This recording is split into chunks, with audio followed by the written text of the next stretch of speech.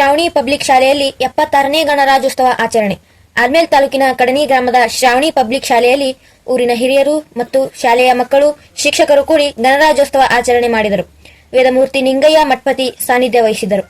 ಶಾಲೆಯ ಮುಖ್ಯ ಶಿಕ್ಷಕರಾದ ವೇದಮೂರ್ತಿ ಶರಣಯ್ಯ ಹಿರೇಮಠ್ ಅಧ್ಯಕ್ಷತೆ ವಹಿಸಿದ್ದರು. ಯುವ ನಾಯಕ ಶಿವಯೋಗಿ ಕತ್ತಿ ಧ್ವಜಾರೋಹಣ ನೆರವೇರಿಸಿದರು. ಬಿಜೆಪಿ ಯುವ ನಾಯಕ ಬಸವರಾಜ್ ವಾಲಿಕಾರ್ ರಾಷ್ಟ್ರಪಿತ ಮಹಾತ್ಮ ಗಾಂಧೀಜಿ ಫೋಟೋ ಪೂಜೆ ಮಾಡಿದರು. ಬಿಜೆಪಿ ಅಧ್ಯಕ್ಷ ಸಂತೋಷ್ ಕತ್ತಿ ರಾಷ್ಟ್ರಧ್ವಜ ಸ್ತಂಭಕ್ಕೆ ಪೂಜೆ ಸಲ್ಲಿಸಿದರು.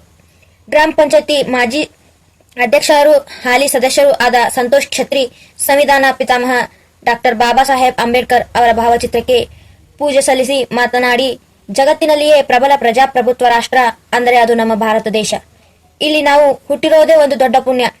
ಈ ಸಂವಿಧಾನದಿಂದ ಸಮಾಜದ ಕಟ್ಟಕಡೆಯ ವ್ಯಕ್ತಿಗೂ ಹಕ್ಕು ಸಿಕ್ಕಿದೆ.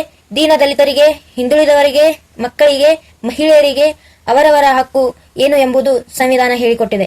ಹೀಗಾಗಿ ಸಂವಿಧಾನ ಬರೆದ ಮಹಾತ್ಮರಿಗೆ ಗೌರವದಿಂದ ಇಂದು ನಾವು ಸ್ಮರಿಸೋಣ ಹಾಗೂ ಅವರು ಹಾಕಿಕೊಟ್ಟ ದಾರಿಯಲ್ಲಿ ನಡೆಯೋಣ ಎಂದರು.